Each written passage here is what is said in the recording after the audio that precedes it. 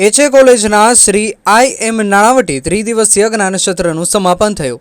ગુજરાત લો society સંચાલિત એચએ college of commerce દ્વારા યોજાયેલા 11મા ત્રિદિવસીય આઈ.એમ. નાણાવટી જ્ઞાનસત્રના ત્રીજા અને અંતિમ દિવસે વિશ્વના જાણીતા વૈજ્ઞાનિક ડૉક્ટર પંકજ જોશીએ વિજ્ઞાન અને આધ્યાત્મ વિશે વક્તવ્ય આપ્યું હતું. તેમણે કહ્યું હતું કે વિજ્ઞાનની નવી શોધોનો મૂળ આશય લોકોની સલામતી તથા સુખાકારી માટેનો છે. સમજણ તથા પરિપક્વતાથી ટેકનોલોજીનો ઉપયોગ નહીં થાય તો વિનાશ થઈ શકે છે. વૈજ્ઞાનિક શોધોથી ભૌતિક સુખ પ્રાપ્ત કરી શકાય છે, પરંતુ આત્મશાંતિ માટે આત્માના ખોરાક માટે તથા મનની શાંતિ માટે ઈશ્વરની પ્રાર્થના કરવી જરૂરી છે. વિજ્ઞાન અને આધ્યાત્મ એકબીજાના પૂરક છે.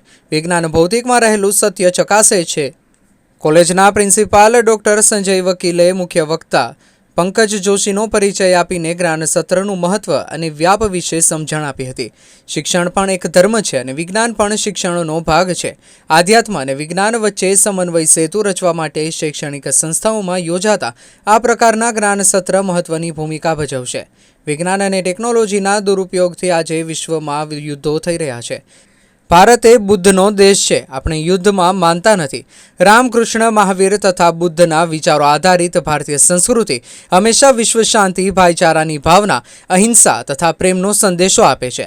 કાર્યક્રમનું સંચાલન કોલેજના પ્રાધ્યાપક ચેતન મેવાડાએ કર્યું હતું અને આભાર દર્શન પ્રોફેસર અનુરાધા પાગેદારે કર્યું હતું. 200થી વધુ વિદ્યાર્થીઓએ આ જ્ઞાનસત્રમાં હાજરી આપી હતી. સતત 3 દિવસ સુધી યોજાયેલા જ્ઞાનસત્ર સફળતાપૂર્વક પૂર્ણ થયો હતો.